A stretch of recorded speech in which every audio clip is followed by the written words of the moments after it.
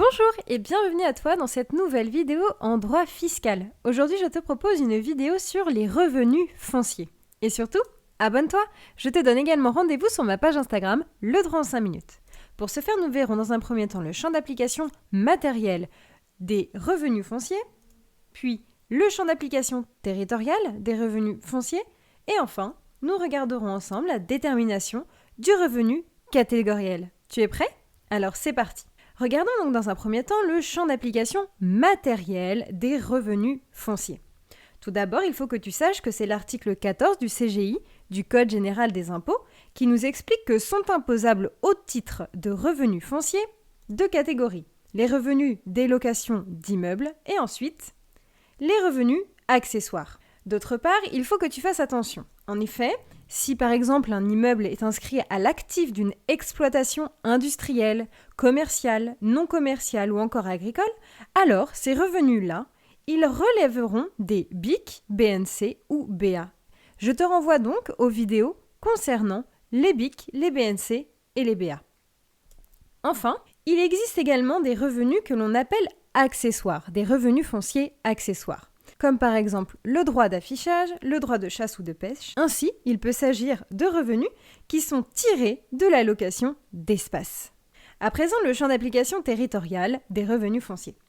Deux catégories, les personnes qui sont domiciliées fiscalement en France et les personnes qui sont domiciliées fiscalement à l'étranger. Ainsi, en ce qui concerne les personnes domiciliées fiscalement en France, ils sont imposables, en principe, sur l'ensemble de leurs revenus locatifs, en France et comme à l'étranger. D'autre part, tu peux noter qu'il existe des conventions internationales qui réservent le droit d'imposer les revenus locatifs à l'État sur le territoire dans lequel se trouve l'immeuble. Ensuite, les personnes domiciliées hors de la France. C'est très simple. Finalement, ils sont soumis à l'impôt français que pour les revenus de leur immeuble situé en France. Enfin, regardons ensemble la détermination du revenu catégoriel des revenus fonciers. Tout d'abord, l'article 28 du CGI, du Code général des impôts, nous explique qu'il existe deux régimes d'imposition. Le premier, le régime réel d'imposition. Celui-ci s'applique de plein droit aux contribuables qui ne peuvent pas bénéficier du régime que l'on appelle micro. D'autre part, tu peux noter que le calcul est simple, recettes moins les frais plus les charges. En ce qui concerne les recettes, tu peux noter qu'on compte le loyer et fermage, les revenus accessoires, les dépenses bailleurs et enfin les recettes exceptionnelles, etc. En ce qui concerne les frais à charge, tu peux noter les dépenses de répartition et d'entretien, les dépenses d'amélioration, mais également les prévisions pour charges de copropriété, etc. Maintenant, regardons ensemble le régime que l'on appelle micro-foncier. Ici, c'est un régime qui est beaucoup plus simple que le régime réel.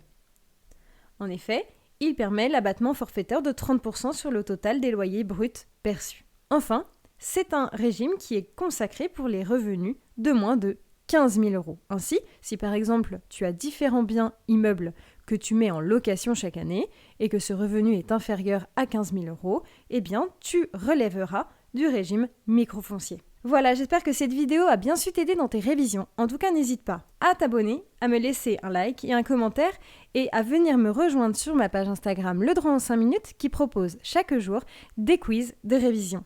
À bientôt!